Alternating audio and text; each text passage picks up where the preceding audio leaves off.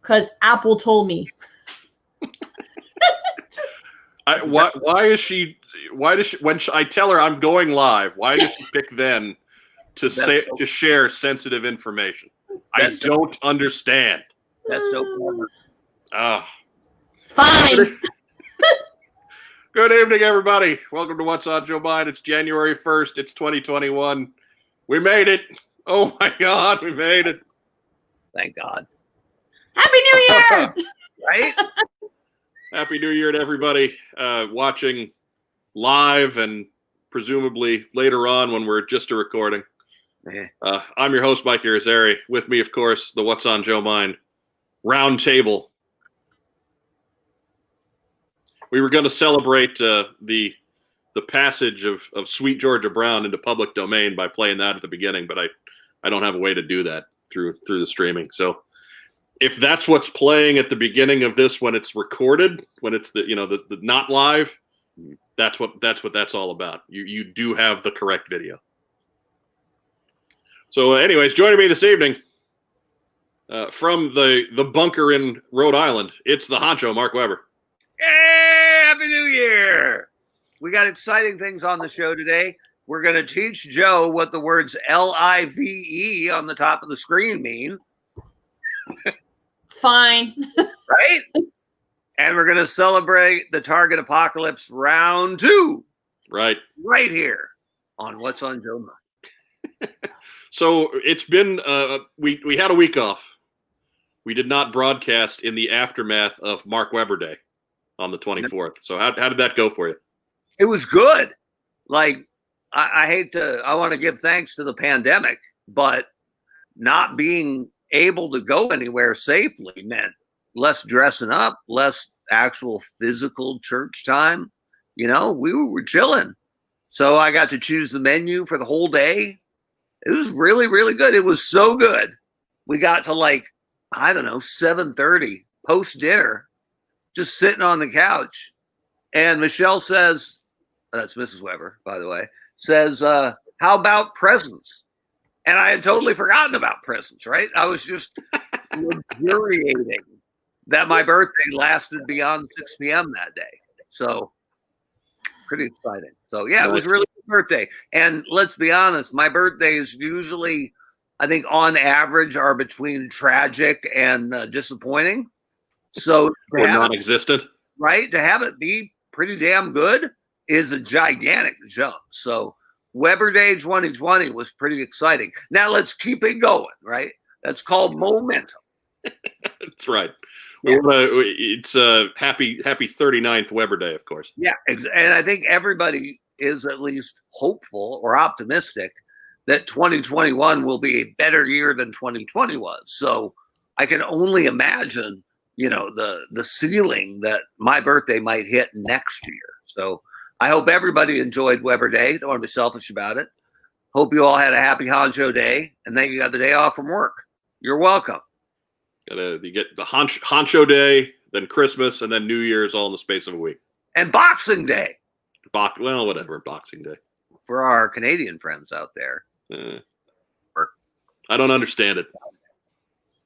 Joe Colton, defend your holiday. Wes and I had a very nice, quiet Christmas, and then we had our bubble come over 3 days later and open gifts. So how did you celebrate Boxing Day? I didn't. I was under the covers watching trash TV. All right. Hey, that's good enough. How about you? What did you do for Mark Weber Day? Yeah. I made some really, really nice pieces of steak to sell. So there you go. It was quiet around here. I've been working retail, so I've been, except for Christmas itself, I've been at work at least part of every day over the last couple of weeks. So even Christmas? No, except for Christmas. Okay. Except for Christmas. Because the store was closed that day, so I wasn't going to be there. Hey, but Mike Layton makes a good point there that Honcho Day should come with free taco dinner. But dig it, growing up when my birthday was garbage, I was like, man, when I'm 16, I'll have a car. I'll go wherever I want. I'll do whatever I want. Yeah, right. Where are you going on December 24th? You're going to 7-Eleven to get a damn Slurpee because nothing's open. A Slurpee and 2-for-1 taquitos. Right? Or beef jerky. Now taquitos that have probably been on the roller for like 48 hours at that point. Quite a while. Yeah. They don't change those out very well at the 7-Eleven. No. And that's your option basically on 12/24 in Bend, Oregon. Right. Yeah. I can only imagine. I think it's better now, but back then, growing up, man, in a small town. Well, they got a Blockbuster, so it can't be that bad. The last Blockbuster on earth. It's true. And I built that sucker. But enough about me. Well, no. There'll be more later. Oh, my goodness. It's before we get to the main story of the day, we do have one news item. Retailers have received listings of upcoming G.I. Joe Classified and other figures. According to histank.com, the new listings include classified listings for movie-related Baroness and Scarlet figures, in addition to 3 other characters listed under false code names, like every other listing has been. For example, they listed Scarlet as Mosquito, and just like they've done it every other time, with when Scarlet's popped up. Other figures included in the listing have the placeholder names Big Rig, Ladybug, and Diamondback. Plus, the discount line has listings for 2 more Snake Eyes figures, 2 more Storm Shadows, a Baroness, and a Scarlet, and those retail $9.99 a piece, as well as an additional Snake Eyes and an additional Storm Shadow with individual vehicles, which it's not real descriptive about, and those are at $19.99 a piece. So, interesting. We will be seeing, undoubtedly, somebody will be busting that spoiler in the very near future, I'm sure, as far as who Big Rig, Ladybug, and Diamondback are. I can't wait to see Storm Shadow in the His Tank and Snake Eyes in the Awe Striker. It's going to be amazing. So I have a question. I don't know if Mark has answered this before, but how do they come up with these nicknames? Is it the stores that come up with them, or Hasbro, or is it just whatever? Well, as I get further from it, I usually start with, when I was not to pub myself, although Whitney Houston's also had the greatest pub of all, but it was all self-built inside Hasbro. The first time when I was there that I experienced it, I was on Transformers, and we were gonna put together the movie line for the 4th Transformer movie, the Dinobot one, Extinction. Which is kind of ironic as a name for the title. But Mark Webber, Extinction. No, it's not always about me, but I mean, the movies didn't get any better after that point, right? So anyway, they just wanted something we could pull from that people couldn't suss out. So we just went with Rocky. So we named our guys Apollo and Drago and Adrian, and sometimes it kind of made sense to the character, but usually it didn't at all. Okay. So it was just, we had, who was the Uncle Paulie? Like Paulie was Swoop the Dinobot, like for no reason. He was just Paulie. Somebody else was Side of Beef. Yeah, it was potatoes. I mean, it probably prevented leaks, at least for a while. And it was valuable if we were talking about, the actual movie Generations line, which was hard to transform, or the kid-focused 3-step changers. If it was Paulie in both lines, you knew same character. Yeah. Right? So there was value to it. It's a good thing to do. Why they chose the names, it didn't matter back then, and it may not matter right now, but that was the thinking behind it. Anyway. I don't imagine so. What's Big Rig got to do with anybody? I don't know. Got me. I mean, seems to be the trendy nickname for anybody in hockey over 6'3". Big Rig. Call him Big Rig. But Big Rig. Joe Colton, you're a Canadian. Can you confirm that? No. All right, fair enough. Fair enough. I'm not sure you qualify as Canadian anymore if you didn't fight somebody on Boxing Day. The whole day for There's boxing. nothing open here. The whole day for boxing, and you fought no one. Just saying. I can't beat up my husband. Honestly, it did not occur to you to wait for Wes to come around the corner and give him a pretty stiff gut shot and just go, "Happy Boxing Day, sweetie." I mean, he is an EWA Hall of Famer. Right. That's why you wait for him. Yeah, you couldn't. Right? If somebody you know could take that, it's him. Come around. I don't do that, but what I do is that when he comes around the corner, I will scare the shit out of him. Fair enough. Good deal. Good deal. I'm a horrible wife. I'll just scream at him like, ah! Well, you did just sneak a doo-doo in, so you're getting points for that. I'm sure that. Yeah, right. It's I'm anyways. You guys before you got hitched a couple months ago, you guys went out for what, 2 years? Mm-hmm. If he didn't know that he was going with a loud, sometimes nonsensical Greek woman at that point, then this is on him if he doesn't understand that. So yes, I agree. Actually, it's Greek. I think the technical term is Greek Canadian, right? Mm-hmm. Yes, she has triple citizenship. Greek Canadian American. Yeah, well, that's I just collect them now. Right. You knew about the Santas, right? No. He knew about Probably not at first, no. When did he find out about the Santas? When we were moving, he was like, wow, there's a lot of Christmas stuff. Is this post-proposal or pre-proposal? Pre-proposal. And he stuck with it. That's good. Yeah. Well. He didn't realize that it the craziness expands. You know what? I think that speaks very well, not just of him, but of the future, that he didn't have second thoughts or hit the silk upon seeing 28 life-size Santa Claus replicas. So, with padded asses. One of them. I think we're at 43 Santas right now. Yeah, Maggie has 76 snowmen. Is this a competition? No, we just counted.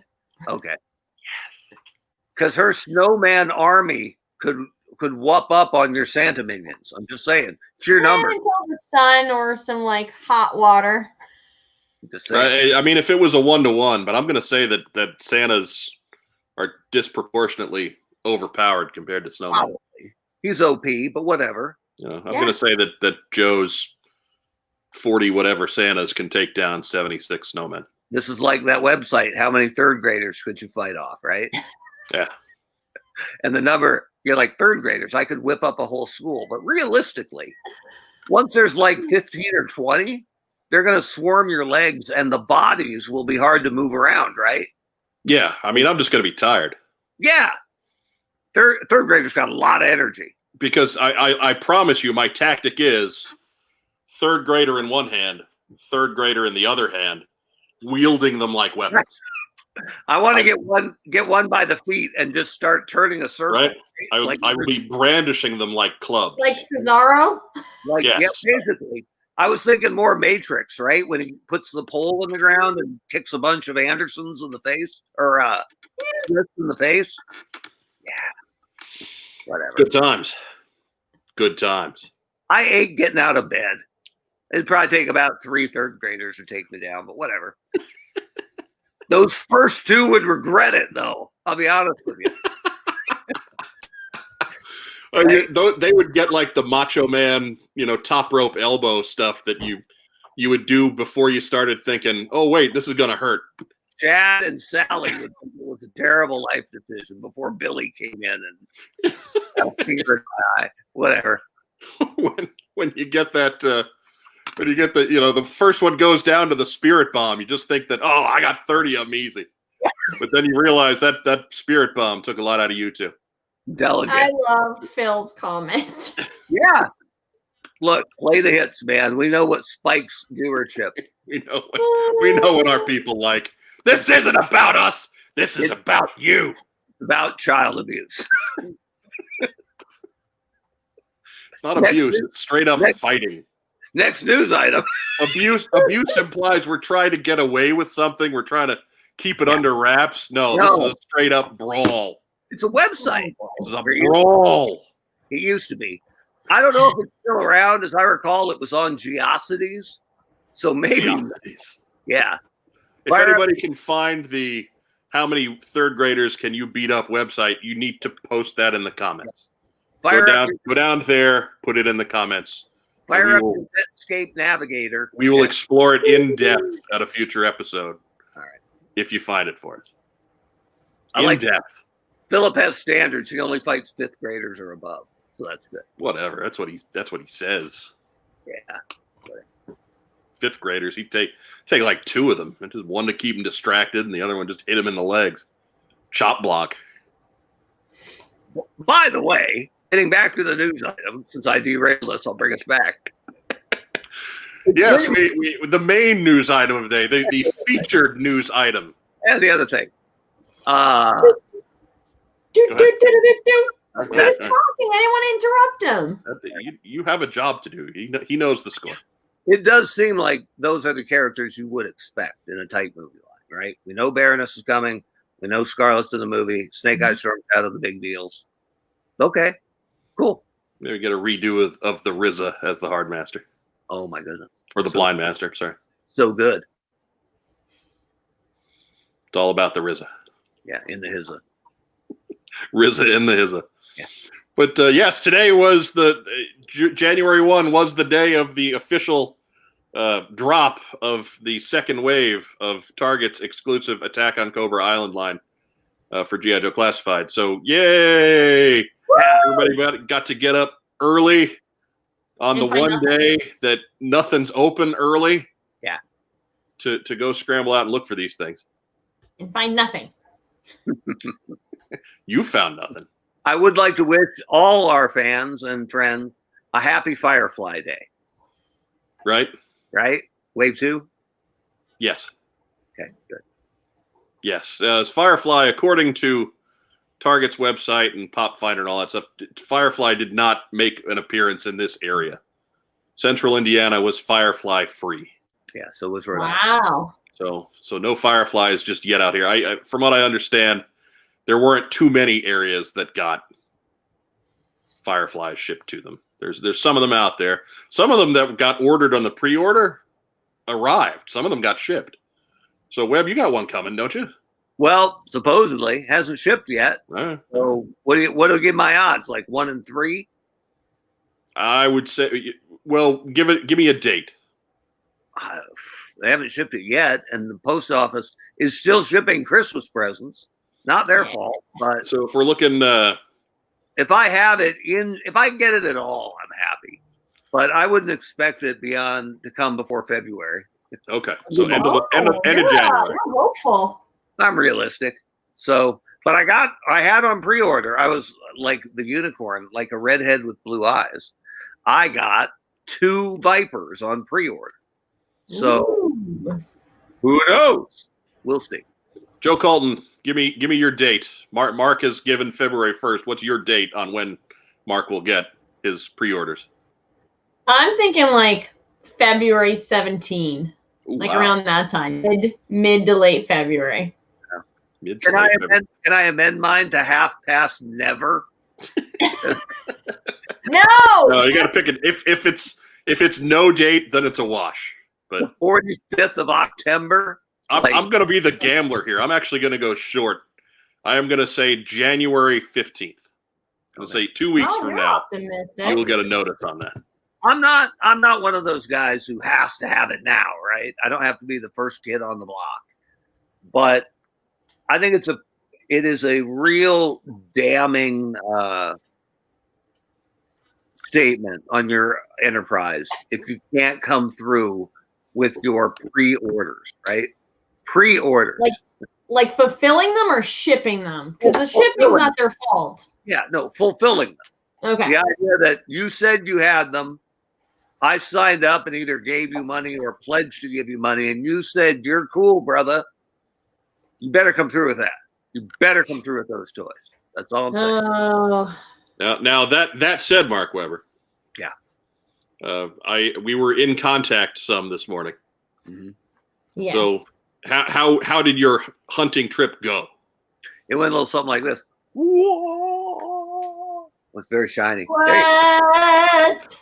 So I honestly wasn't going to go out because I have supposedly 2 coming in the mail. And it's a bit of a hot button issue. I saw somebody saying on Facebook today, hey, it's cool that you got 10, but most people got none. So if you think you're cool for posting a picture of 10, you aren't. Which, yeah, I'm kind of along with that. I would like to have, and I've always done this with my army builder types, I like to have 3. Like to have 3 of each army builder guy. Did not get there with the last Cobra Trooper. Got 1, thanks to our friend ML Series. I don't know if I'll drop the coin to go get 2 more. We'll see. But I wanted 3, and I thought, these 2 on pre-order may not show up. So I'll try to get 1. So I went to one Target, the lesser used one up in Swansea. Ooh. And I got there about 8:10 and arrived to find a guy talking to an employee getting the last one of the Vipers. I guess they had 6. And I was a little bit disappointed, but you know what? The guys who got them were all there waiting at 8 when the door opened. They made it a priority and I didn't. So I was a little disappointed, but the gal was cool. The guy who was getting the last one was super jacked. So I'm like, fine, no big deal. I'll go home. But there's another one kind of on the way home, the busier one, actually, where I ran into 2 big-time collectors on day 1.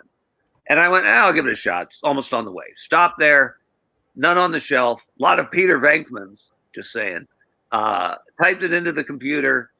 It said they had some in stock, so I pushed the call the dude button, and the dude showed up. I said, hey, I was looking for a toy. Are you? Oh, you're here for the Joes. Yes, I am. So he said, yeah, come with me. Walked me over to the electronics desk, and he said, we have 2 left, but we're limiting them to 1 per customer. I said, I think that's great. That way more people get at least 1. And he held them up, and he's dealt with us before. He said, you can pick which one you want. Well, as long as one's not crushed and one doesn't have crossed eyes, which is not a problem for the Viper. Yeah. I just grabbed the close ones. And, hey, I really appreciate it. Thanks so much. And that's it. So aside from Firefly not being there, and I didn't need a Firefly, assuming they come through on my pre-order, pretty painless, right? The first store, a nice lady was helping Joe fans, and I assumed 6 different guys got 6 bucks.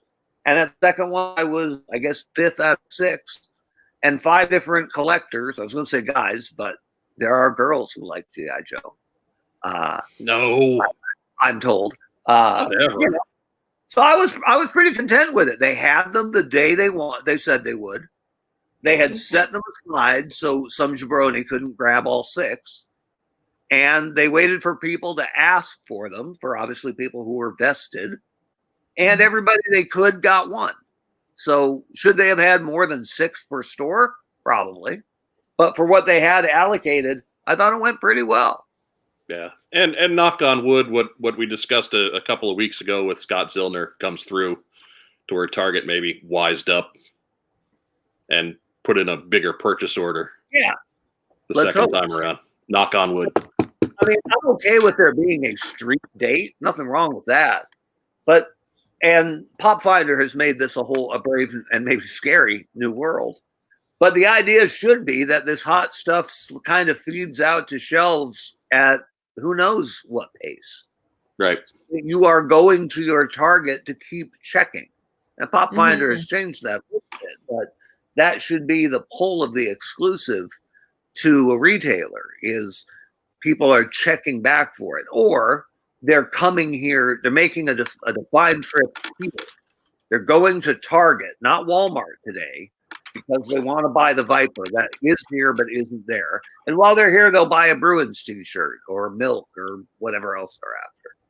So it's not perfect, but it feels like progress, at least since the last one. So How about you, Mr. Mike?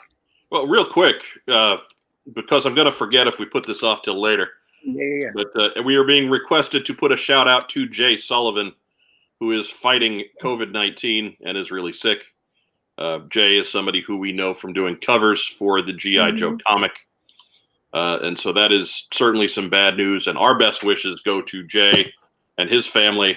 And hopefully he recovers from that quickly and with no ill effects long term. Jay's a super nice guy and he's really accessible via Facebook. So he is. I've dealt with him a little bit. I bought a couple things from his site. His covers are amazing. Yeah. So obviously we wish everybody well who's fighting that. But Jay's one of the good ones. So we will wish him the absolute best. Yeah, I just wanted to throw that in there. We'll probably get him later too. But just wanted to get that while we're thinking of it, while it was in front of me. Because otherwise I got a show to run. I don't remember stuff. What? I'm getting old. What? Exactly. Can't hear, doesn't remember. Now it's an Austin bit. Anyways, our hunt here in central Indiana, because again, Racktime Rob got up super early to go to the Super Target on the other side of town, and I got up not quite as early to go to the regular Target in our backyard. And it was terrible weather here this morning. Terrible weather, freezing rain, very slick conditions. If we didn't have a Target that I could get to by driving 20 miles an hour on very few roads, I probably would have passed. But we braved the elements. Like I said, Racktime Rob was a much braver man than I. Set out for the one on the other side of town. Came up empty on the other side of town. No! So I go to the one in our backyard, and there are 5 people in the store total.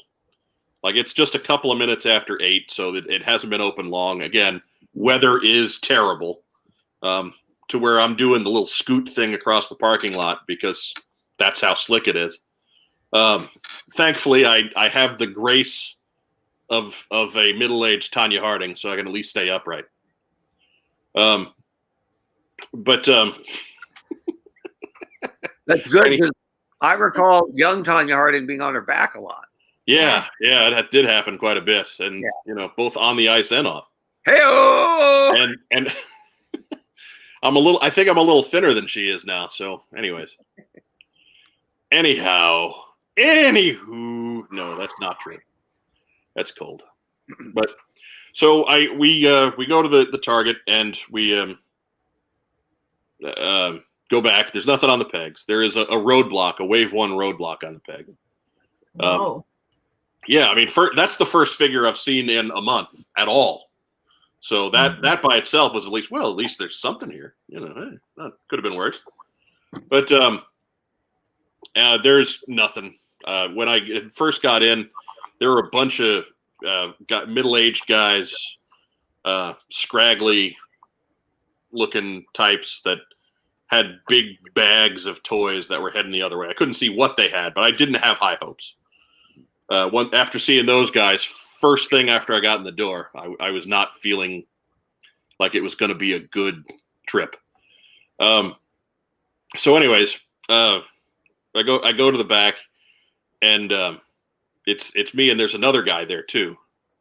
And I am playing dumb the whole way, right? Like I'm looking at Transformers, I'm doing this while this guy's going and just freaking out because there's nothing on the pegs. In a very agitated fashion, he asks somebody, if they know anything about new G.I. Joes, blah, blah, blah, blah, blah, doesn't have any kind of anything more. Target guy walks over to the aisle that we're in, points to the roadblock and says, "That's what we have. Sorry." And that's it, and so frustrated guy. He wasn't being nasty, but he was definitely way too wired for this. He was way fired up. That guy's on edge, 2021. Yeah, he was just a little. It was definitely a. For 8 a.m. on January 1st. Right, right. And so I kind of walked around. I took a look at some of the new the Kingdom Transformer stuff that was out. Mm-hmm. You know, I don't have a whole lot of interest in Beast Wars stuff, but it's neat to look at.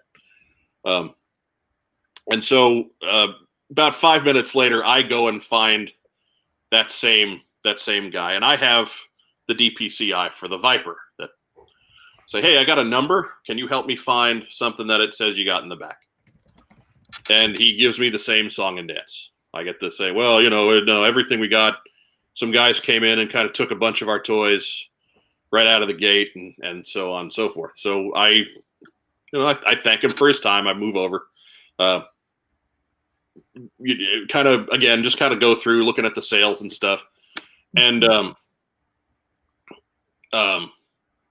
then just because they were there, I stopped somebody else and said, hey, I was looking for something. You know, I've got a DPCI. Can you tell me if you have any in the back? And so I give him the DPCI. He punches it in and said, yeah, we got some in the back. Now, I had already sent off a text to Rob saying, there's nothing here. You know, might as well head home. Because it was pretty rough outside at that particular time. I didn't want him driving all over town and stuff. Aww. And so I sent him another one. Well, check that. I don't know what's left, but there's something here. So I go and he gives me the one. Here we go. You've nice. Seen it. You knew I had one because it's in the thumbnail to this video. And so there it was. And that's the one. And then I went over to purchase breakfast, which is a New Year's tradition. The White Castle slider, egg, and cheese. Ooh. It doesn't sound safe. Oh no, it's beautiful. It is the greatest fast food breakfast ever. Yeah, that again, you know, trademark Jim Cornette. That's like being the nicest guy in prison. Look, whatever, man. I have my New Year's traditions. I don't get it very often. Maybe once or twice a year, but always on New Year's Day. I think you know what the last year was that I missed it? You know what the year was that I missed having that on New Year's Day? 2020. That's right. And you saw what happened there. Look what you did. Right. If it's not me missing the slider, egg, and cheese, it's Hooded Cobra Commander at his 90s year. I think 365 days is probably the appropriate amount of time to forget the last experience and go, maybe I'll get another one. Oh no! I mean, they're delightful. They're delightful. I tell them to put on extra onions. Oh. Just delicious. Oh, my stomach just gurgled like hearing you. And not in a good way. No, it's a White Castle. You remove the pickles and you put on an egg. That's all it is. Yeah, but a regular White Castle is a little bit sketchy, isn't it? No. Yes. No. Look. In terms of what you can handle, fine. Whatever. Your mileage may vary, but sketchy, no. I was told you have to buy like 3 White Castle burgers to help forget about Burger 1 and Burger 2. I won't be party to this. Anyways, saying. So Rack Time Rob then follows up behind me and comes away with with this guy at the same store. So we could have both just gone to the store in our backyard and come away all right. And there he is with his kerchief and his goggles and his big gun and his backpack that somehow stays on better than Beachhead's does. And you know, I do have to say I was not terribly enthused about this guy coming when we just saw the pictures. Yeah. In hand, heck of a lot better. Okay. Heck of a lot better. Can we get a close-up of the terrible thighs, please? They're a little weird. Does he have long femurs? No. Look on the in. You know, it's going to sound gross. Could I get a close-up of the inside of that guy's thigh, please? Yeah. See, he's got ribbon. Why does he have weird padded ribbon? What I'd like to have right now is for all of you. Anyway, look how the padding is on the outside of the thigh down to the cut. Right. And then from the inside of the thigh coming down from the cut. Yeah. So it feels like it was assembled backwards. That's not true. It wasn't assembled badly. And the original Viper has the padding on the inside and it stops up, in that area. But to have it stop right at the cut. We'll just turn his legs inside out. It's a bit of a, it's the one design issue I would have with this guy. It is really jarring visually on what is otherwise a pretty damn good figure. Yeah. So I'm not burying it, but it's hard not to see it.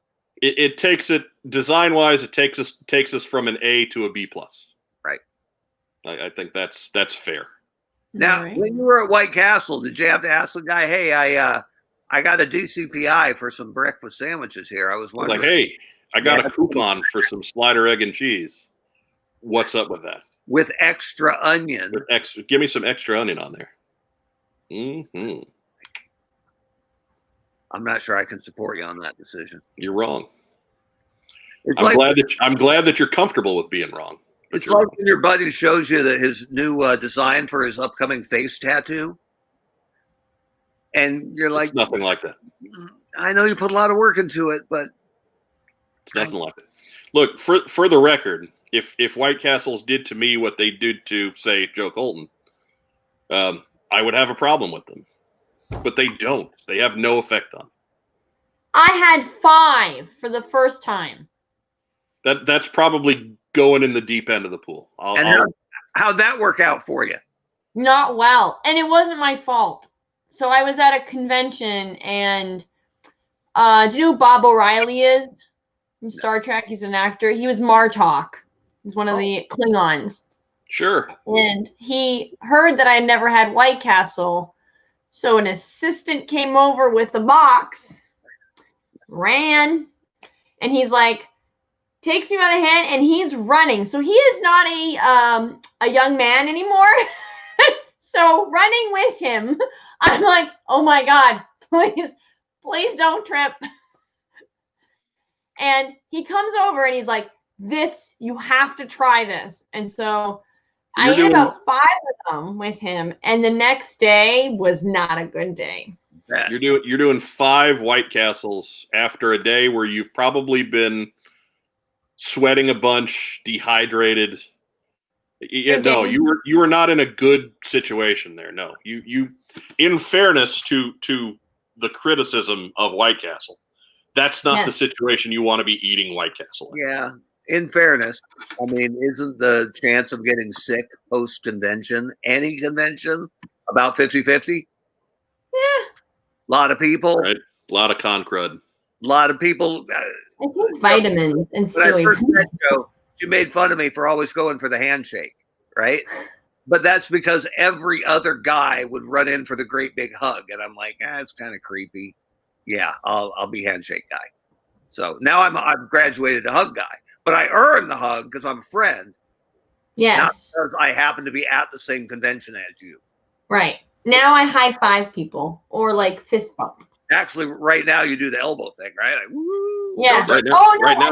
Right now she stays home. I stays home. But if I have to see people, I will do the tap. That works. It's kind of the hockey stick on the shin pads thing, right? Like, what's up, brother? Yeah. All right. So Joe Colton, your tales from the hunt. What happened? I did not feel good this morning. White Castle. Okay. But it's okay. I also brother, it doesn't count. That's your brother, it doesn't count. Doesn't matter. He's an East Coaster. I like that there was, and this is indicative of nothing, I like that there was sympathetic pregnancy pains this morning. That Joe felt sick, but Mike was the one who had White Castle with extra onions for breakfast. Oh, delightful. I mean, it's 2 of them, so it's not like I'm going crazy. You have to be a human being. It's just saying I had White Castle doesn't mean that I sat down with a box of 30 of them. There was 2. I suppose 2. We should do like a competition next time when we can. White Castle competition? Sure. I was thinking a drink along. That way you guys could do the show without me after about minute 10. I don't know. You're like, Webb? Webb here? And I'm just going to guess by about minute 35, it'll be like, welcome to the Joe Colton Show. I'm your host, Joe Colton. Yeah, it would. I don't know. Joe does combine being an occasional party drinker with being a complete lightweight. So, Efficient combo. I mean, it's shots fired. January. Wow. I mean, there you go. If you're having an eating contest, my money is also on D-Bash. Yes. Man, I've posted in the past. It's on Gary Godso's YouTube channel, but he has all of D's eating contest exploits from Joe Cons and other shows posted to his personal. So I encourage everybody to look those up on Gary's YouTube channel. I believe it's Chief G 5150. And we would be remiss not to shout out Gray Childs, the master of JoeCon hydration. Yes, it was his birthday recently. That's right. Wasn't it the day before Mark Webber Day? Ooh, that's Mike Webber Day, actually. Thanks, Mom, by the way, but okay. Well, you just got to dial back to what's 9 months before Christmas, St. Patrick's Day. So there you go. Because I harassed my mom a couple Christmases in a row about my terrible birth date. And I threw out another innocuous one, like, can't wait to, I think I didn't time that well. Kind of like Mom. And she just exploded. You were born a month early. And I'm like, whoa. See there, coaches. Like, if I hadn't forced that issue on some point when I was negative a day old, I would have had one less Christmas in my life, right? So there you go. There you go.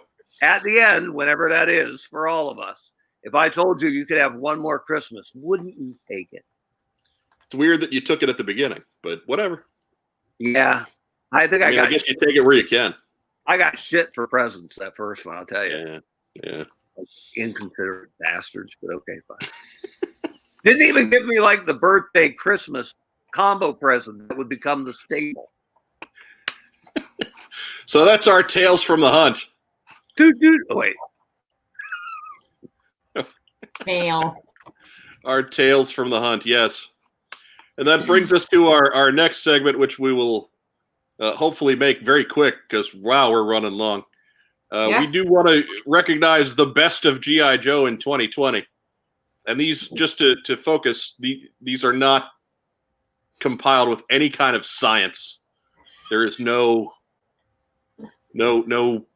actual value to any of this. This is just the three of us blabbing about what we like the best in 2020 from G.I. Joe. Because as cruddy a year as 2020 was for the world in general, it was a good year for Joe. Joe came back in force. You know, we had Paul Aller's series started in late 2019, and after the pandemic really hit its stride this year. We got the classified line. We got the retro packaging line. We've got all kinds of great new stuff. We should have had a movie. But, that got pushed back because they're going to recognize the efforts of Mark Webber for the history of G.I. Joe and push it back just one time for Webb. So what's important is you're not bitter. Toby. I love it. Now I got other people taking my lines. I like it. Anyways, I've already given her plug the damn show. Now she's going to take that one too. But the first one we wanted to hand out was the best G.I. Joe classified figure design. And so with his choice first, the honcho, Mark Weber. I get to steal the runaway winner then, right? Go ahead. Baroness.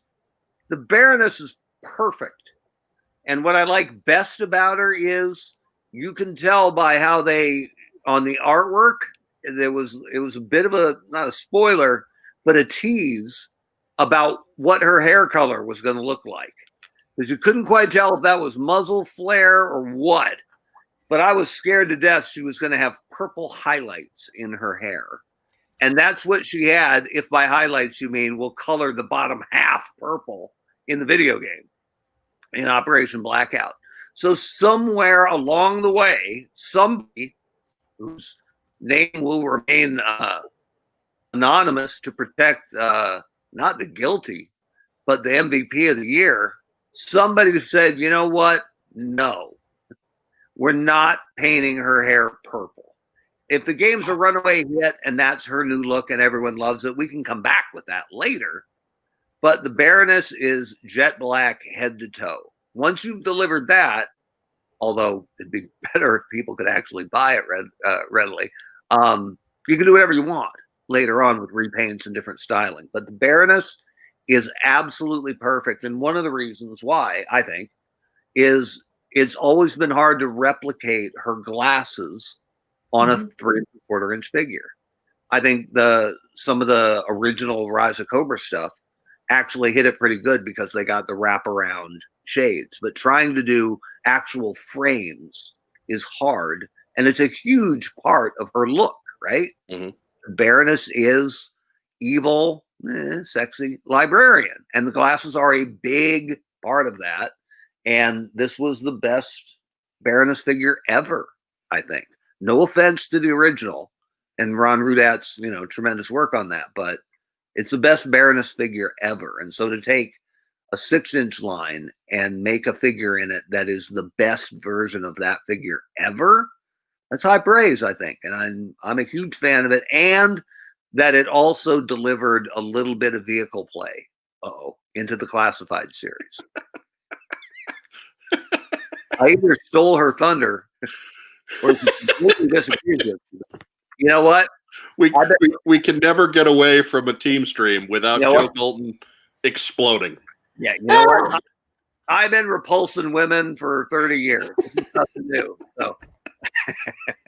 So there you go. Long story long, Baroness. Runaway winner in my book. Oh, Joe Colton. What's the best G.I. Joe classified figure of 2020? I was going to say the Baroness. All right. Yep. Gonna join in there. I have to add on to Mark's thing about her glasses. The upgrade that they did with the details of the Cobras on the edges. Nice touch. Yeah. Not obscured by chains and belts and stuff. Right.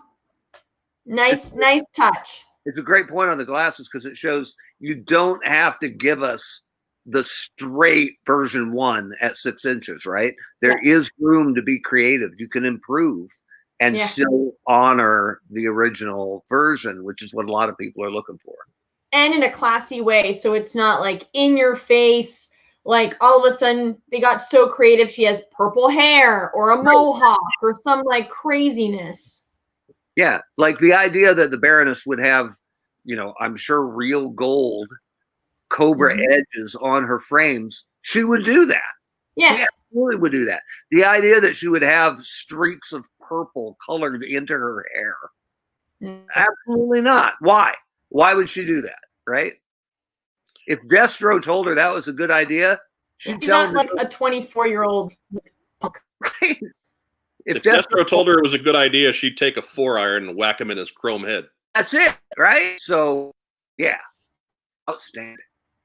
Speaking of Destro, he gets my pick. He gets my vote.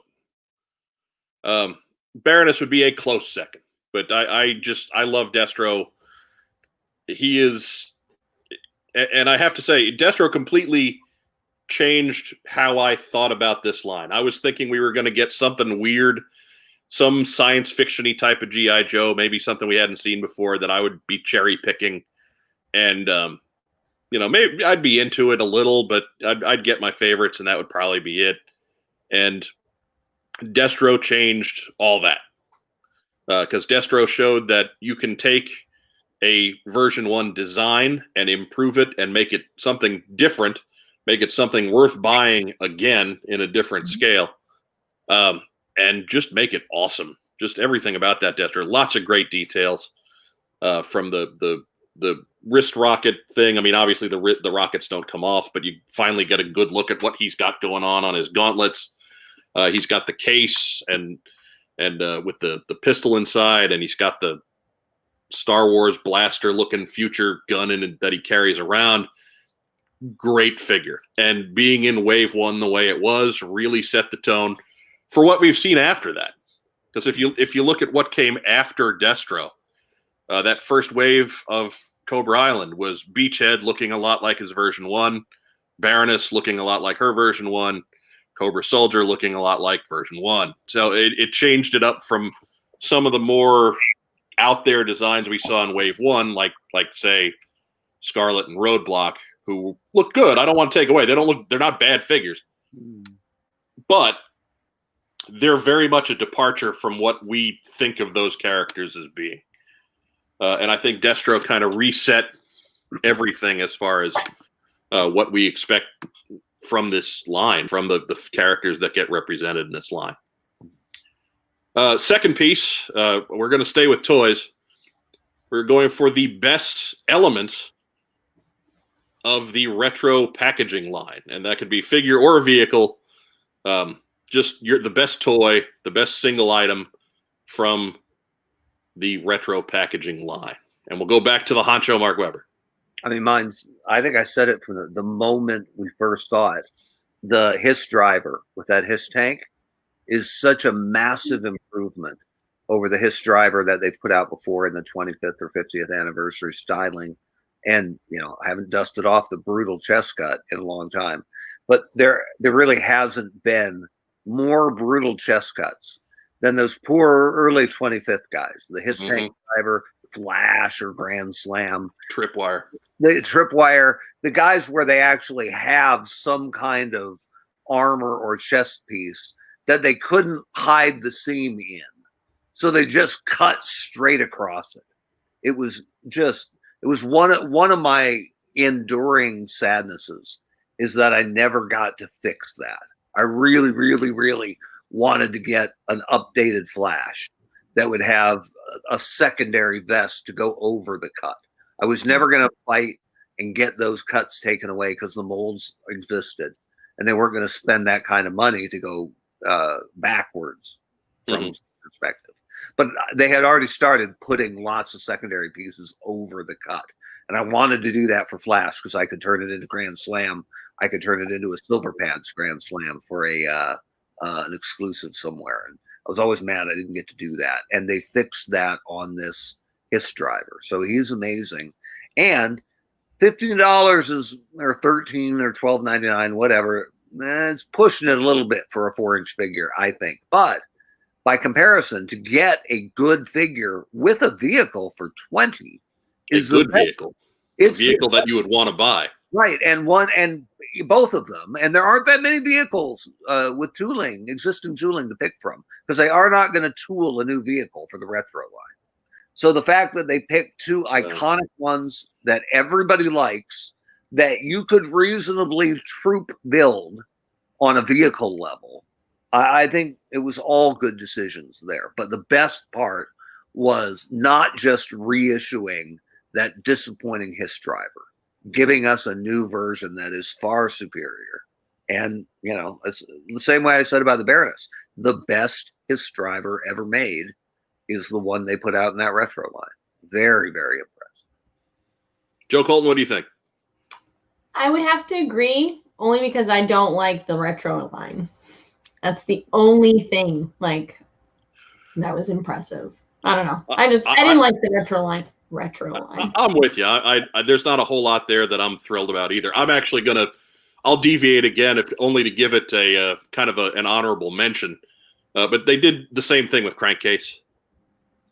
They put together a decent Crankcase figure. Only the difference between Crankcase and the Hiss Driver is, one, still kind of a brutal chest cut.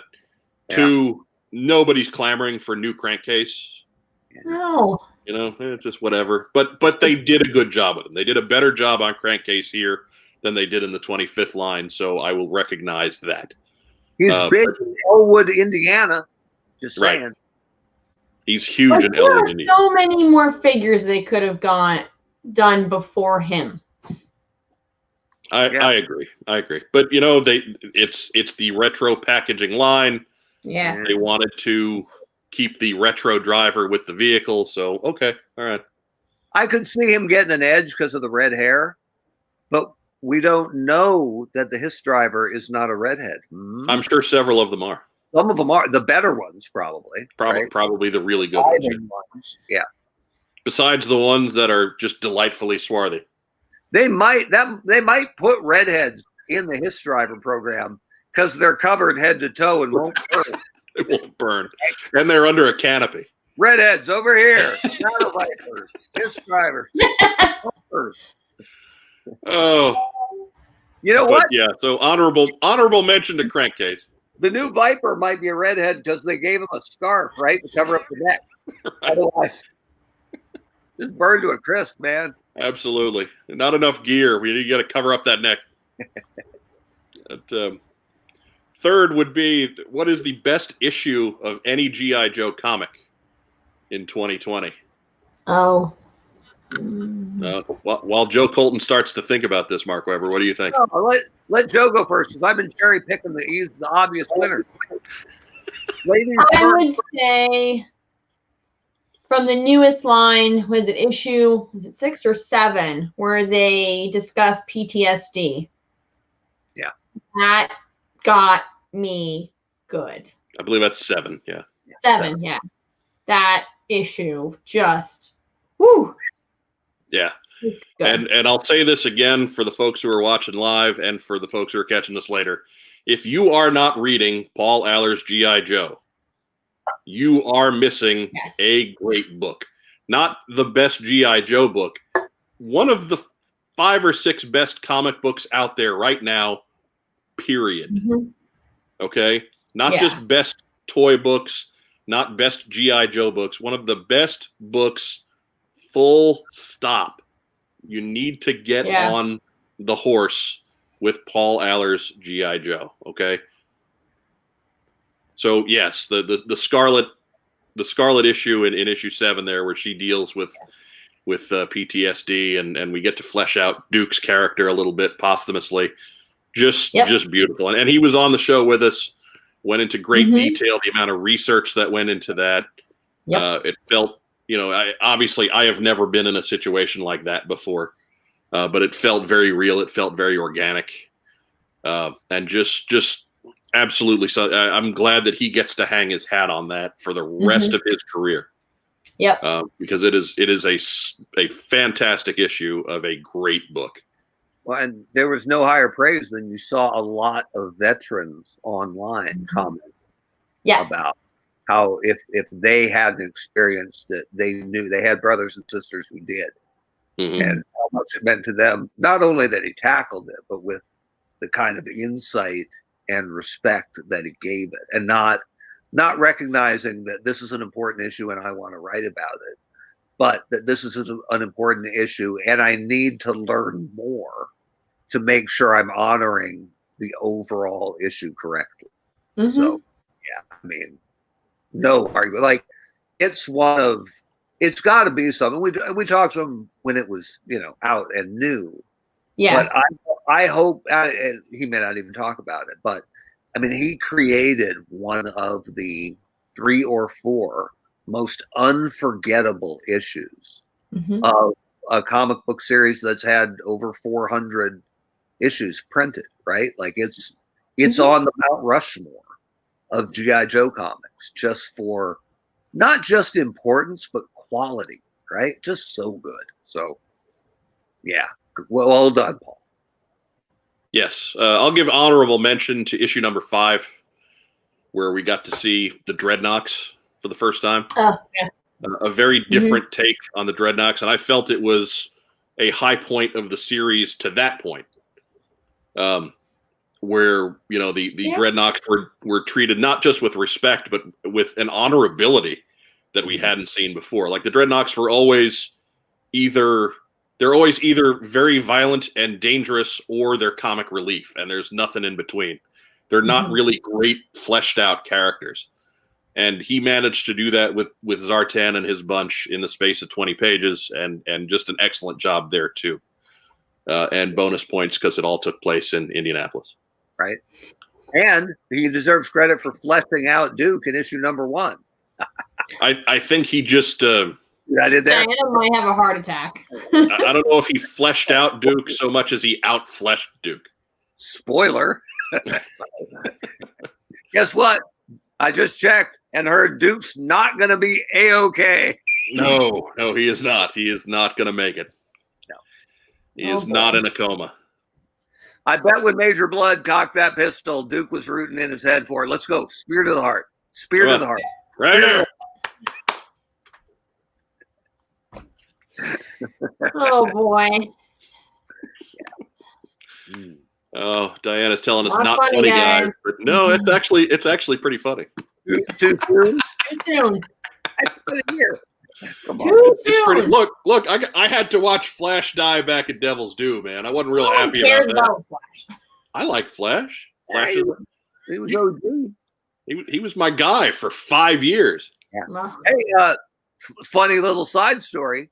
When Grand Slam got shot in the disappointing run, that was supposed to be Flash. They were going to shoot Flash, and I made him change it. Yep. I said, shoot For the best. Grand Slam's got nothing to do. Give him some time. Grand Slam, I think, holds the record for Joe who has been shot the most in G.I. Joe comics. And I kept that streak going, baby. And yet you added a big one to that. That was a. Yep. And I had him make his wheelchair. I get the puffy orange for him to lean against from his chest protector, which ironically didn't protect him. No. So, no, it did not. That was my favorite bit of that run, which ran aground kind of spectacularly.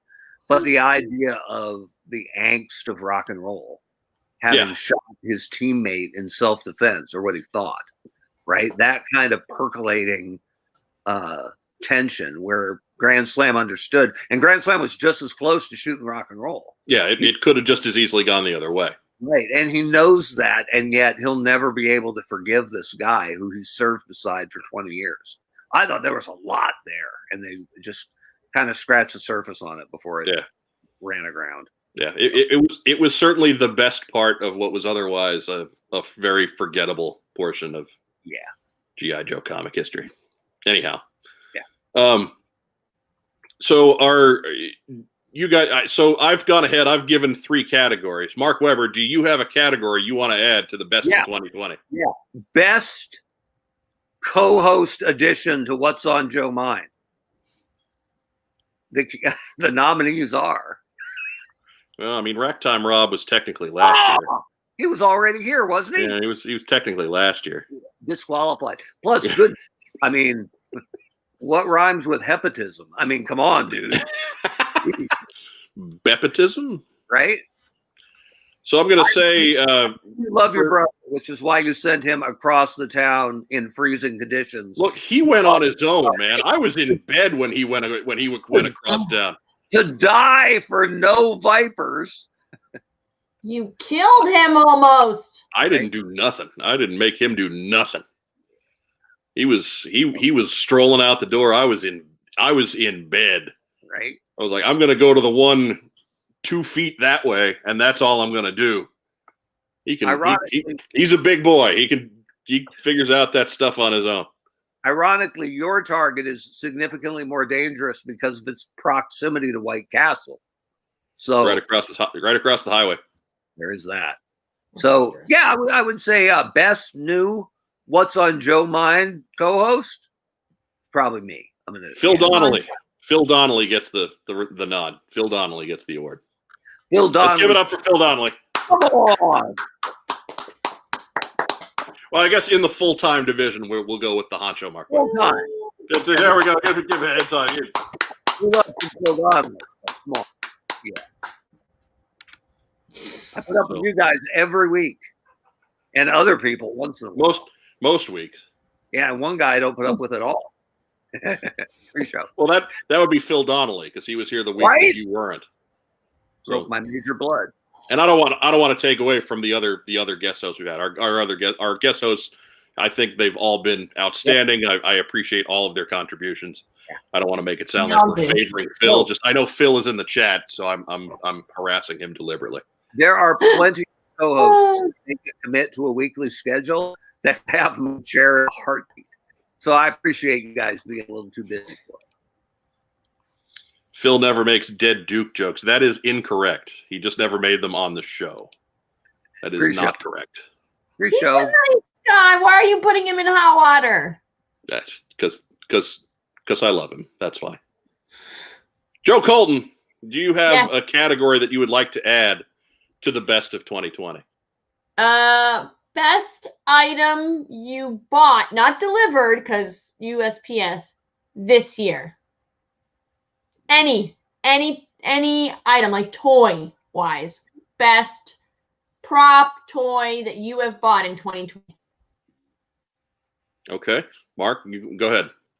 I have one that I haven't shown off yet because it's hard to assemble above where my camera shoots, right? Not that it isn't cool to have a bunch of big toys right behind you to prove that you're a toy guy or gal, because that's important. You're clearly not committed enough. When I land a new job, I usually celebrate by buying something I don't have, something significant that I can go, oh yeah, that's the whatever. And soon after I landed the RMS job, past tense, I was able to locate a shoot, I'm blanking on the term, a Defiant. Never owned the Defiant. Oh wow! And I picked that up this year. I just haven't had a chance to show it off yet. So yeah, that's not something you could lift over your head under any circumstances very easily. It's in really good condition. Like it to me, if you don't have one, there's almost no point in buying one that's 80%, right? Because that extra 20% you're missing is going to cost you the 80% you just spent. So I've got a really nice one, of course, up on blocks in the basement, so there's no weight on the axles. And I haven't even truly dove into it. I went through all the pieces, was able to pick it up quasi-locally up in New Hampshire.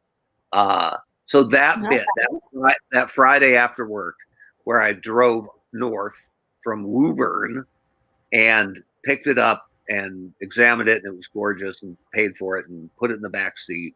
That was really something, because it is one of the joke grails for almost everybody. And it's one I never, ever had. Never, not as a kid. Knew it was way too expensive to even plan for or hope for. So that's mine, the Defiant. I mean, you guys in New England, everything is 2 hours away from everything else, right? Pretty much. Yeah. I mean, but I'm driving to New Hampshire, whatever. I grew up in the middle of Oregon. Everything's 5 hours away, right? Or Phoenix. Mm-hmm. You're 5 hours from San Diego, 6 from LA, and 5.5 from Vegas. So I've done worse. So anyway, long story long, Defiant. I will show it off at some point. All right, Mike. This was not a year of big purchases. No, but. So I'm going to say just from a tugging the heartstrings standpoint, okay. I'm glad this guy showed up. Yeah. Aww. And he is immortalized in 6-inch plastic early on, as he should be, as he is an important character in the G.I. Joe mythos. Certainly much more so than wankers like Mercer. And backstory, I managed to find 2 of those, which is bizarre, and one with each of the eye colors. Right. So know that Mike is Beachhead fan number 1. I said, yo, man, I'll send you one, and you can pick the eye color. I think I picked brown. This is that's the one. The one that you sent is the one that's open. Yeah, I actually found him later, and I believe I have. Yeah, he's brown. So I do have a blue-eyed one in the package that I found at the Target store that's 2 feet over there. Are they technically part of Beach Party 86, or are they separate? No, Beach Party 86 is strictly 86 Beachhead. So this is Beach Party 00 Beachhead. He's Beach Party 20. Or do we want Beach Party 2020? I don't think we want to put 2020 on anything. No. Like No. I'm having misgivings about ever getting LASIK surgery because I don't want my vision to ever be 2020. It is kind of ironic that they didn't come out with Airtight or a Toxo Viper or something this year. Anyway. Joe Colton, it's your category. What'd you pick? It was a recent purchase. I got The Child from The Mandalorian from Sideshow Collectibles, and that was like one of the bigger purchases, but also like he's life size. Oh, dude. How tall is he? He comes up to almost my knee, so he's about right. So this Mandalemon, what is this? I don't know what this is. Yeah, it's a Mandalemon. Don Lemon. It's a good show. No, that Mandalorian's fantastic. I love Don Lemon show. I enjoyed the first season more than I liked this past season, but I think I'm in the minority there. No, yeah. I agree. Totally agree. Really? Yeah. Like this second season, it was really good. Don't get me wrong, but it almost felt like we had 8 backdoor pilots for other shows. Yeah. So it was like, I think part of what I liked about the first season was you're dealing in the Star Wars universe, and you're not coming across the same 8 or 9 people. Yeah.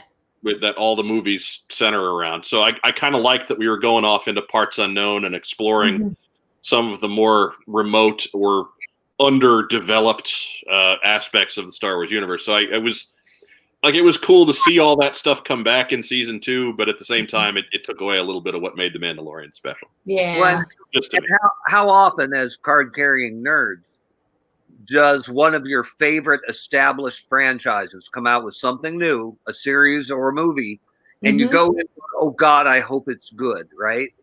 And you're almost always disappointed, right? Yep. It hardly ever captures the magic of the original. And Star Wars fans have been kind of, getting used to that, other than Rogue One, which I absolutely adore. It's a nice war movie. Right? Absolutely. But with Mandalorian, everybody went into it saying, I really hope this is good. And it was better than they even hoped. Yeah. It was great. That's not their fault, and they shouldn't be chastised for it. But we all went into season 2 going, hell yeah, this is going to be great, because it always is. And that's different expectation. But I agree with Mike. I kind of like the seedy outskirts, right? The outer rim part of it. Yeah. And it also felt early on a lot like Quest of the Week, right? Like, I'll take that. Shows have a formula, so I'm okay with that. Yeah. Like if you're not, you don't necessarily need to reinvent plot every week in order to tell me an entertaining story if you work in that plot well. But I mean, really, I'm splitting hairs because Mandalorian season 1, I'm giving it an A, and then Mandalorian season 2, I'm giving it an A-. Like that's what we're dealing with here. And I don't want to make it sound like I'm down on the Mandalorian or anything. Not to make this the Star Wars podcast, but and I think we're far enough away from it that we can be spoilery. Yeah. As a lifelong, well, turn it down if you haven't watched the end of season 2. Yeah, stay away. Number 1, Luke. Hands are up for the spoilers. Right? Luke was always my favorite. And what I always wanted was a scene of him whipping ass as a Jedi Master. And I never got it. And he was treated so differently in 789. Right. That when they gave it to me in Mandalorian, good. Pretty satisfying. I don't need any more Luke ever, because they gave me the missing piece. I don't think we'll get him ever now. And that's fine. I don't need it anymore, right? I would also be scared if they did more, because now I'm good, right? The circle is complete. Yeah. Yeah, and especially after we got Vader in Rogue One with his 4 minutes of absolute carnage. I mean, greatest single scene perhaps in Star Wars history is at the end of Rogue One, right? Yeah. And it was nice to have one of those for our other favorite character. Yep. And And for Hamill, too. Hi, Hooded Cobra Commander 788. Because he himself was pretty vocal about how disappointed he was in the end of Luke's story in 789. That he got to come back and do it himself and feel better about, the character. If that is the last time we see him, it was Hamill, and it was something that he was really proud of. So super happy about that. Very nice. Very nice. And so last question, our best of 2020 roundup. Just your personal best moment of the year, 2020. That's a tough one. Is it Joe Colton? I think you should have the easy one here. Why don't you go ahead and get started? I think that's like a cop-out, isn't it? I guess. No. We're giving you the... No. All right. Take the layup, Joe Colton. I would say my wedding. Oh. I didn't want to cheat. Poor Wes, dipping his sea nugs in a barbecue sauce full of tears. Mark right there is showing off his exclusive Joe Colton wedding picture, which we got from our online feed. Because we were a beautiful ceremony. I laughed, I cried, I may have caught a nap. Yeah, you got dunked on by Wes's mom. Yep. Right. So, look, man, when I lean back, it looks like I'm gone, right? Like, it's the Marco Lounger, man. You got to take advantage of that. That's what I'm talking about. Gorgeous red hair. Right? It's pretty much my best look. Like, look at that. Yeah. Yeah, like he was leaned back, and him and me are sending texts back and forth. Yeah. And yeah. So then when it came back on and said, "Oh yeah, the feed was busted. It's over, and you missed it." Wes's mom was like, "Somebody wake up Mark." Right? Just gut shot. It was great. Oh boy. I just But so that's why Wes's mom is awesome. Yep. Because she dunked on the honcho. Yeah. But yeah, you're allowed to take the easy ones, Joe. All right. That's okay. That's kind of a category for you to give that answer. Okay. We're kind of setting you up to brag about that sort of thing. So again, congratulations one more time. We love you, and we're proud of you. Thank you. Yeah. See, we're nice to her sometimes. Yeah. Plus, we get Wes like legally in the family now. Yes. So, and Wes, so yeah, he is on our rotation. Like, you can't leave. Right. He is on our short list of potential guest hosts. Yeah. Despite not being a G.I. Joe guy. No. He's not the bottom of the list. Oh dear God. Mark Weber, how about your 2020? I'll keep this short and brief because it's polarizing, but I am not a political person. Really, I'm not terribly interested, but I was not a fan or supporter of our current soon to be former president. And I went to bed thinking there were 4 more years of this, and that was going to be really hard for me to deal with. And so, I am optimistic about where the nation is heading under new leadership, and not because I'm a diehard liberal, which I've been accused of. I just believe we're headed for better times with better leadership. So that was big for me because I went to bed really depressed that night. And then the next day I watched the numbers start to roll back in, and, I swerved myself, but that was a good day. And 2020 was a long year for everybody. And I didn't have it that hard, truly, compared to what a lot of people have had to go through. But it was still a long year for everybody. And so that, to me, that stands out as the shining high point for me this year, because I didn't get married this year. Not this year, anyway. Not this year, no. If I got married this year, I would go with the wedding. But for me, it was a sign for me of hope and optimism that things were going to start getting better soon. So that was my high point for 2020. Good deal. Mine is it's a good moment in the face of a mountain of adversity, but I got to come home. That's good. After being gone for a while and not making a particularly great run of it, Because 2019, I'll be honest, without getting too far into the details, 2019 was not a good year. So to get doubled up by 2020, which was similarly not a good year, but potentially a better year than 2019 was. But yeah, I mean, full disclosure, I lost 3 jobs and a lease in 2020. So it was rough going. I didn't shave today to make it look more haggard. Right. To look more run down, to really bring it. I didn't shave today because I was lazy. I got up really early to look for a Viper at one store, and then I went back to bed. That's why I didn't shave today. But you got up not as early as Rack Time Rob. Correct. Not as he had me beat by a good hour and some. Oh my God. Yeah. Well, again, he went to Super Target on the other side of town, which opened at 7:00. Whereas I went to Target 2 feet away, which opened at 8:00. Uh-huh. So yeah, there you go. That's the difference. You guys weren't watching the ball drop then last night, I imagine. No, we did. Wow. We did. But I mean, Rob's a teacher. He has nowhere to be today. We came home. He went back to bed. I came home and went back to bed. I didn't have to be at work until like 2 p.m. So good, done. We still got enough in the tank to do the little short shifts there. Okay. So I got to give you credit though for working with those 2 onion biscuits in your belly. Like, onion biscuits. They're slider egg and cheese sandwiches. You're not helping yourself there. Didn't make it sound better. It's a White Castle cheeseburger with an egg on it. It's delightful. So bad.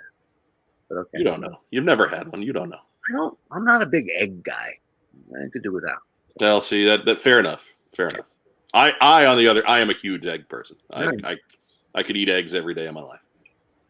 With onions. With onions. On a burger. At 8:30 in the morning. The reason the hamburger sandwich exists is because way back in the 1800s, we were looking for a new way to consume eggs.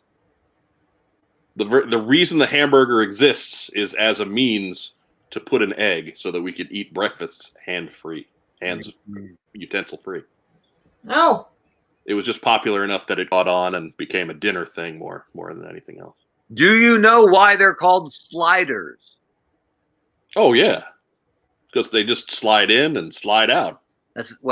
Yes, but it was a Navy term because when they would cook them on the ships, they were small because they wanted to make a bunch of them fill up the grill. And when the boat would actually dip left or right, they would slide along the grill. So the Navy guys call them sliders. There you go. There you go. And they do at White Castle, they do use that big stainless steel grill, so it makes sense. Yeah. But anyways, Rob is correcting my assessment from earlier. Oh. The correct phrase is he's a teacher. He doesn't get much sleep anyway. Fair. Except May to September. Just saying. Oh, shots fired. No. Honestly. So that is the What's on Joe Mind 2020 year in review. By all means, if you have any content you'd like to add to that, go ahead, throw some comments down there. And if you're interesting enough, we will address those on later episodes. There you go. So yeah, we need you guys to continue to be in this. Yes. We need you to interact with our movies and our films and our videos, because that's what gets us into the rotations of folks who are looking for G.I. Joe content on YouTube. So please just comment away if you think of something that and this is more for the folks who are watching this not live. If something that comes along, by all means, jump in the conversation. We will come back and get you later if you have a real good question. If it's G.I. Joey or Star Wars or pro wrestling, we're good. Not so much robots, but we do some robots. Joe doesn't. Yeah, we don't listen to Joe anyway. Joe, what are your thoughts on R2-D2? He's a robot. He's cute. Hey, he's He's the foul-mouthed sailor of the Star Wars franchise. You got to love that guy. Yeah. You could subtitle the hell out of R2-D2. So anyways, that brings us to the Plug the Damn Show movement. We are moving right along. We do have to thank you guys. I know I've just been harping on interacting, but as far as subscribers go, in the space of about maybe 4 or 5 weeks, as long as we've been doing this, the drive to get to 500, the drive for 5, if you will, we have increased from about 200 to 320 odd. I'm going to get the exact count as of right this minute. 324 is the number as of right this second. Yay! So excellent job to everybody who has gone out and spread the word. We have to ask that you continue to do so. Like, subscribe, share our videos on your social media. If you got a Twitter account, Facebook account, just, hey, this is what I do on Friday nights. Link. There we go. And because once we get to 500, we're going to give some stuff away. Like? Sponsored by Kokomo Toys. Hold on. It's Cobra Commander, and it's Gung Ho from Wave 2 of G.I. Joe Classified. So awesome job. Thank you, Kokomo Toys. We do have more stuff from Kokomo Toys for when we hit 1,000. So keep it rolling. We got a plan here.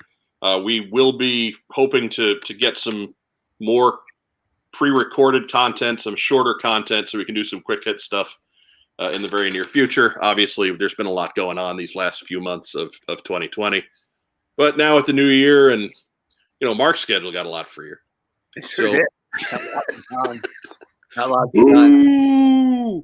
And Joe's about 19 days away from being super excited and more energized on a daily basis. So that's so good. So what's the count? You got to count weekends? I don't count weekends. So I do and I don't. It depends on the work week. But right now it's like 18 days. So good. Well, technically, it's only 20 days overall. So, yeah. So good. Anyways, so yes, thank our friends at Kokomo Toys. Make sure you go to Amazon Prime and check out their episode of what's that show? Shoot, I had it written down and I've lost it. I can't find it in my notes. The toy stores that made us. Thank you. Is that in? I don't know. I made it up. Whatever. I'm riffing. Weber, you and your riffing. It's not that hard to find, right? Just go get it. Right. Rack time, Rob. Get on that. Yeah. You're there in the peanut gallery. Ole the Rock Anderson. Should it be Ole or Lex? Or Barry Windham. Barry. We should go with Barry. Or the cursed Chris Benoit. Because Ole kind of sucked, right? So maybe Wyndham, maybe Barry, because Barry was awesome. He was awesome. He one of those guys, one of the best to never have the big talent, the big belt. Right? A toy store near you. That's the name of the show. That's it. Kokomo Toys, their episode in season 2 is number 4. So be sure you head over there and check that out. Apparently there is a post-credits scene. So even if you've gone and seen it, fast forward to the end. Don't let it just autoplay into the next episode. Fast forward to the end and catch the post-credits scene in the Kokomo Toys episode of A Toy Store Near You. I heard it was just a sock hanging in front of the camera. Well, if the socks are rocking, don't come a knocking. No, it was a post sock. You think you got the answers? We've changed the question. We're going way long this week, but that brings us to what we got in, and it's a Christmas episode. So clearly, there's going to be stuff that everybody's got in. Oh, Mark Weber, what'd you get in? Well, man, I had a happy honcho day, right? Plus, yes. So, I mean, besides this, of course, what'd you get in? El Guapo, would you say that I had a plethora of presents? I would call that a plethora of gifts. Yes. Right. Look, everybody got lots, I hope, for Christmas and their birthdays. But the relevant stuff, what I got for myself, who doesn't need a 4-pack of these bad boys? Those would be Stinger missiles from 1984, correct? I have a Stinger Jeep that has no missiles. So not anymore, you don't. Not my childhood one. But to get 4 together means you paid a lot less. So I was pretty happy for that as an eBay find. Our friends at the Hasbro Pulse came through with my Regal variant, or what I like to call what you didn't get from the network. You also didn't get Val's. Right. Best by far, a Joe fan and a friend, Davis Grayson, who a couple years ago just said, "Hey, Webb, I got a custom something I want to send you. It's nothing much." Well, it was the Rhino, right? Maybe the best modern G.I. Joe vehicle. And he had customed it up bright yellow, like canary yellow, with Adventure Team logos on it. So it was an Adventure Team Rhino. It was amazing. And funny story, Joe and I met him at Joe Fest in 2019, and he showed us those pictures there. Oh, yep. Great guy. And actually, after we had both left Hasbro, I got together for lunch with Daryl Dupree and brought that with me because he was such an Adventure Team maniac. I wanted him to see it, and he dug it like crazy. So anyway, Davis said, "Hey, Webb, your birthday's next week.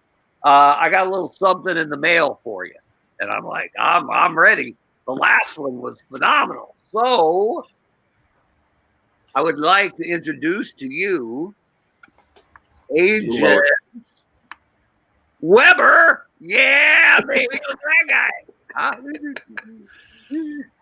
Look at that ginger bastard with his giant gun. Right? I showed him to my daughter, the lovely Elizabeth, and she said, "It looks like you and the Terminator had a baby." Which that's why she's called Biz. I don't want to get into the specifics of why that would work, but he's got a little Henry Peter Gyrich from the X-Men going on there, like the government. Mm-hmm. But I asked Davis about him, and I said, "What's the parts recipe here, right? What are we talking about?" And he said, "Well, it's from a lot of different pieces, but the gun came from Ray Charles." which is a Blues Brothers reference. That you made on our very program, yeah. Yeah. So anyway, I have one other Weber custom from Troy McKee, who had it in a JoeCon contest, and that was like Hasbro Webb, blue jeans, white pants, or no, white. Nobody wears white pants, white T-shirt, and so I'm very proud of that one. But now I got Agent Weber to go with him. So for Davis Grayson, who thought of me and put more time and effort than I've ever put into a custom into Agent Weber. So that's my favorite. That's what I got. Joe Colton. Yes. What'd you get in? I ordered the Dark Saber from The Mandalorian from Hasbro Pulse. Who knows when I'll get it, but I pre-ordered it. Mm-hmm. Oh, nice. Yes. Poncho. What else did I get in? The child, apparently. I mean, Joe, Christmas was a week ago. I know. What did I get? Oh, we got a new router for the house. I got several Wonder Woman like earrings and purses, makeup. Got a lot of stuff. And then, I bought a Bo-Katan armor. So I will be doing Bo-Katan as a costume. Redhead.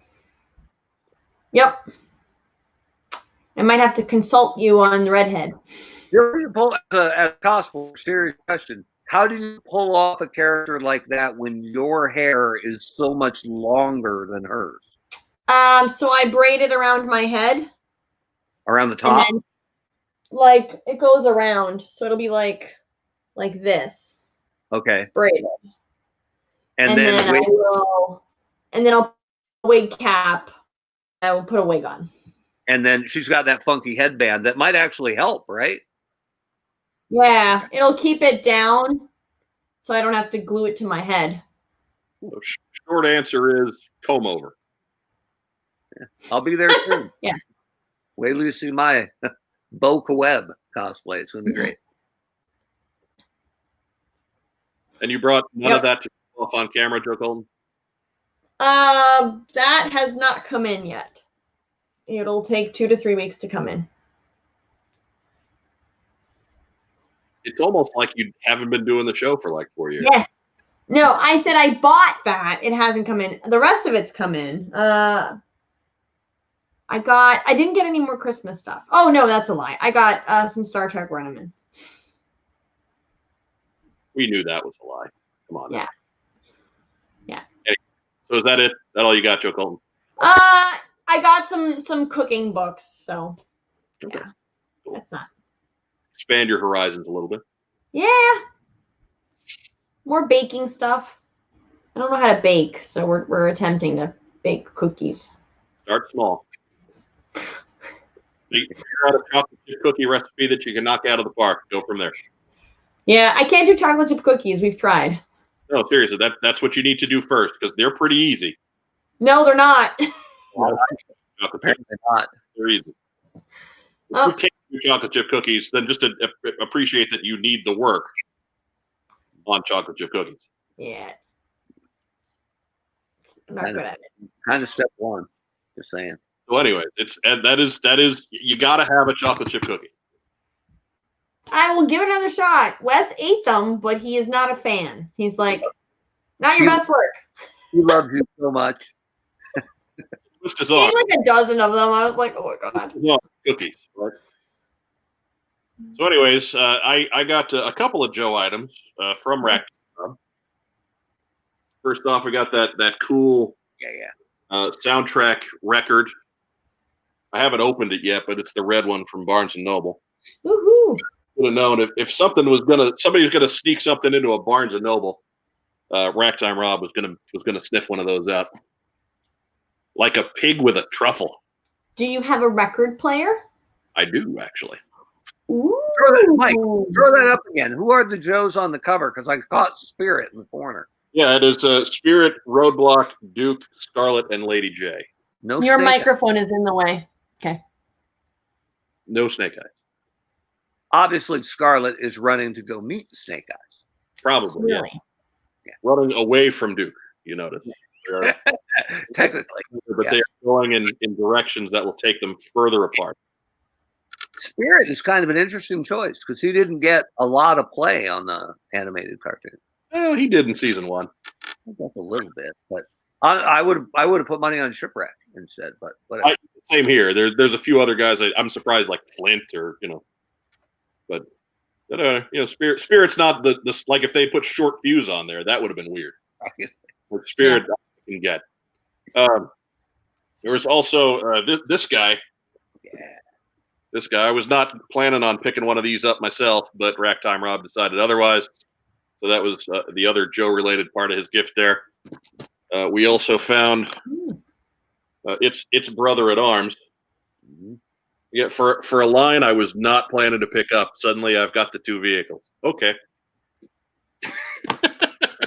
Good job, Mike. Way to practice self-control. You didn't buy them? True. You stuck your guns. And then the other part, we got some robots. The Earthrise Trailbreaker. Good toy. They are really doing good work on Transformers. Yeah, Trailbreaker was my first Transformer back when I was a kid. So I have a soft spot for Trailbreaker. His robot mode's fantastic. His truck mode is a little wonky. A little wonky. And then earlier today when we got the Viper, I also picked up the first Optimus Prime I've ever owned. Tiny Optimus. Whoa. Oh, he is tiny. Optimus. Here he is next to Trailbreaker for scale. The gun is killing me. Tiny. My mind is out of the Why does it look like that? I don't know why they made Teeny Optimus, but he cracked me up, and I was just like, I'm buying him. Is that a reaction figure or? No, it's from the Kingdom line. Oh, okay. Oh. And his gun does fit in Trailbreaker's hand, by the way. Yeah, but not in his. Not well. No, there's a little peg inside the big peg. Oop, no, now it's on the floor. Well, that's but, like I thought you broke it. From '84 had a gun he could barely hold. So yeah. Okay. So, tiny Optimus. Never had an Optimus before. Tiny Optimus. He is remarkably posable for as small as he is. I'll give him a lot of credit. This is actually for $9. This is pretty kick butt. So kind of like Drake Maverick. Right. It's the Drake Maverick of Transformers. Yes. Remarkably posable for the size. And that's what we got in. We are coming down the home stretch here. Real quick, Mark, let's move into shout outs. Who you shouting out to? You know, one of us or all of us always call out the first responders and the frontline folks who've worked so hard through 2020, and not to take away from them, but they are the obvious heroes of 2020, and they've gotten a lot of pub that they absolutely deserve. But I think some of the people who maybe don't get as much as they deserve, and this is for Rack Time Rob, baby, is the teachers out there, man. The very basic way most of them do their daily job got completely changed midway through the year, and they had to adapt quick. And both my parents are teachers. So I got the teachers have a special part in my heart. So does that shout out coincide with the fact that your kids have been home for 2 weeks? They got to go back, man. They got to go back. I mean, I love them so much, but I love them more when I'm waving at them as I drive away, giggling.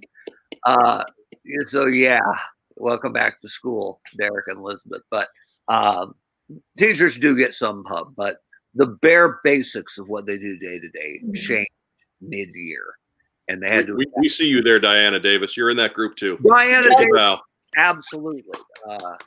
And I have friends who are teachers, Shane Knapp and Julie Chambliss, and one of my favorite people ever was my 5th grade teacher, Arlie Seeds. So for all the teachers out there who had to adapt, change, and get it right with no net, I give it up for the teachers who are still getting it done today. Mm-hmm. They get it done every day.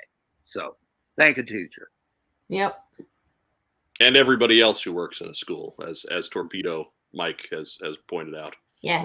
Because they're part of that team as well. Keeping things safe. One of them's Mrs. Weber, so let's give it up for Mrs. Weber. What's up for me? I mean, we should be giving her a shout out every week just for that. I made her laugh pretty good today, and she was like, "Wow, new material." That's impressive after 20 odd years of marriage. Wow. Okay. She's just harsh. Real. Harsh. That'd be hard to live with, I'll be honest. That's why you married her, though. Admit it. Yeah, because I figured she'd stick around. So far, so good. That all you got, Mark? That's it. Joe Colton, shout outs. I'm gonna piggyback off of Mark and say also, like, thank you to the scientists who came up with the vaccines. And I'm going to say, I hope the plan for distribution picks up, because now there's a new strain that spreads faster.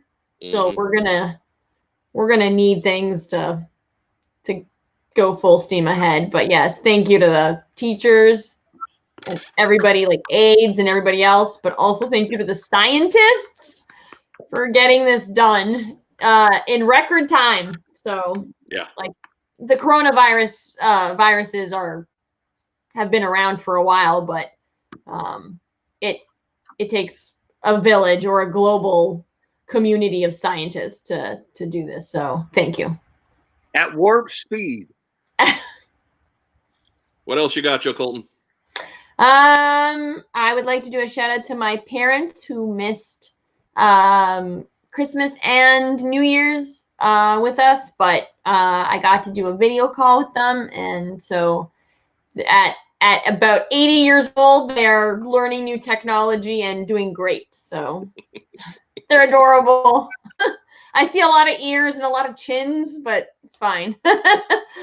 It's funny how that, like, my dad is in his 70s and he's figured out the video call.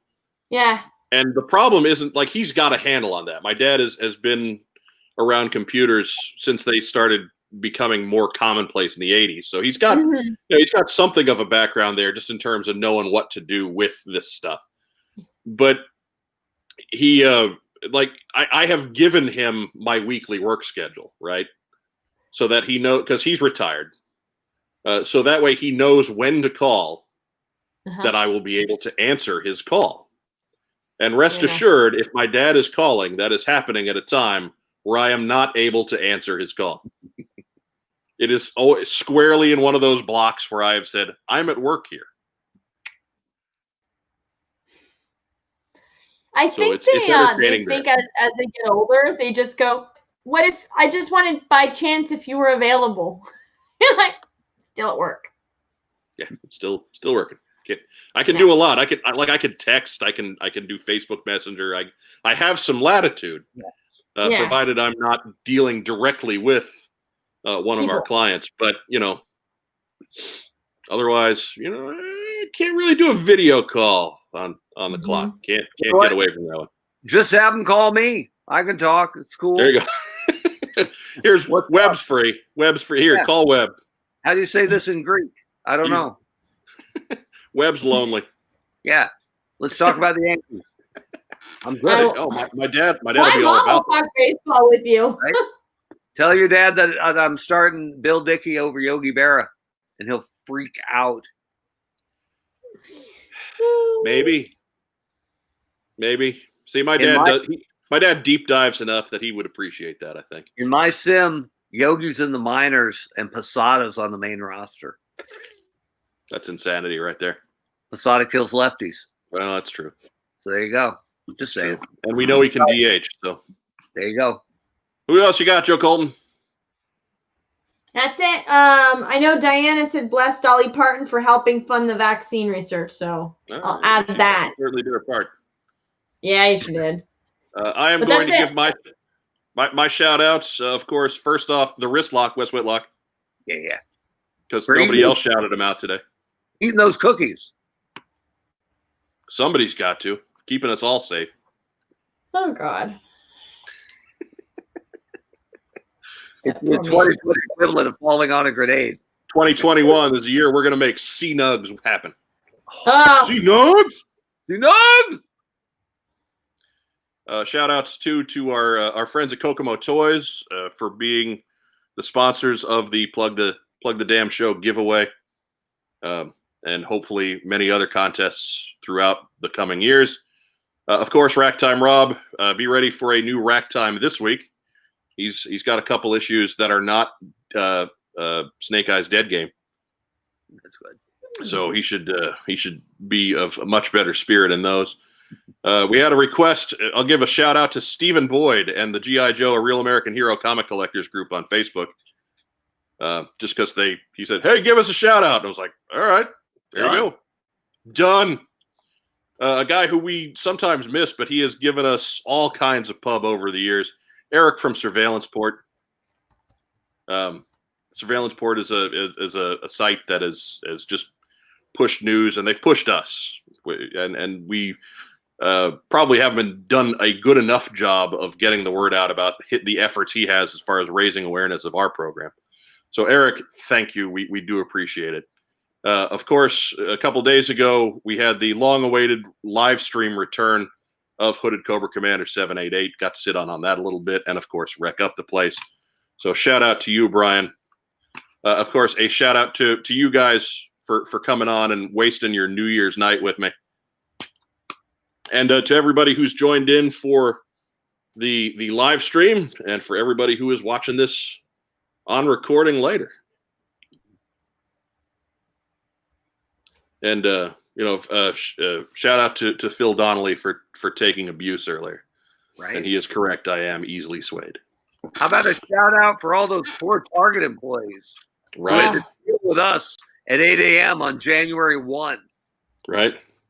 I had a guy, one of the Target folks said good morning to me as I was heading towards checkout, and I chuckled. I said, "Man, it's too early for either of us to be here on today." And we had a good laugh at that one. So, but anyways, of course that's going to wrap up this episode of What's on Joe Mind.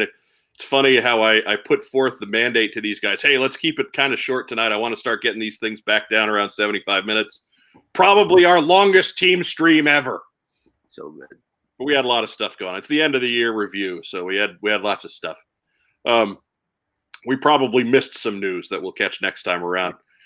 Please remember, we are still in a pandemic. I know we harp on this every week, but we keep hearing stories about folks who are getting out and being irresponsible about gathering and not wearing masks and just causing problems for the general health of the public at large. So please, if you have to go out, wear a mask, practice social distancing and sociable distancing. Wash your hands, use sanitizer, and only go out if you have to. There's just we need to continue to be vigilant about this. We're not out of a pandemic because we're tired of being in a pandemic. We have to keep dealing with this, especially now with new strains that are incredibly catchable, just floating around out there in Colorado and other places. It's no good at all. So it's even more important now than it was when this all started 6, 8, 10 months ago. So please do your best to limit the spread of this until you can get yourself vaccinated. If you have been vaccinated, you can still give that virus to other people. So please continue to be responsible about how you interact in society. And that's going to do it. You guys have any just real quick last thoughts? 5 seconds or less, Mark Weber. I want to give a shout out to Jenny McCarthy for not funding vaccine research. Ooh. That's not a shout out. That's a shout down. Joe Colton, anything? No. But that's going to do it. For my co-hosts, Mark Weber, Joe Colton, I'm Mike Irizarry. This has been What's on Joe Mind. Have a good night. We will see you next Friday.